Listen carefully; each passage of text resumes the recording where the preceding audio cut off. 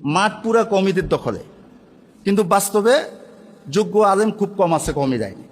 এরা বলে যে কওমি মাদ্রাসায় যোগ্য আলেম নাই। তো ভাই এটা বাদ দেন, আপনাদের মুফাসসির পরিষদের 14 গোষ্ঠী যা আছে সব আলেমদেরকে একত্রিত করে একটা পাল্লায় উঠায় দেন, আর আমাদের কওমি মাদ্রাসার একজন আলেমকে একপাশে বসান, দেখেন তো কার যোগ্যতা কতটুকু। আপনাদের মুফাসসির পরিষদের এমন কোনো বাপের বেটা আছে যে ওলামায়ে কওমিয়ার সাথে তারা বাহাসে বসবে?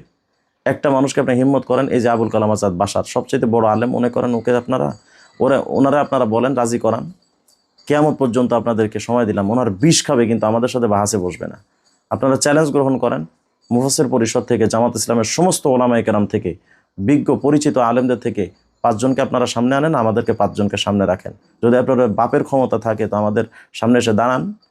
যোগ্যতা কার কতটুকু সেটা তো বাস্তবে জাতির সামনে আসলে দেখা যাবে। কুল জাল হাক্কা ওয়া জাহাকাল বাতিল ইন্নাল বাতিলা কানু জাহাকা, কোরআন বলেছে।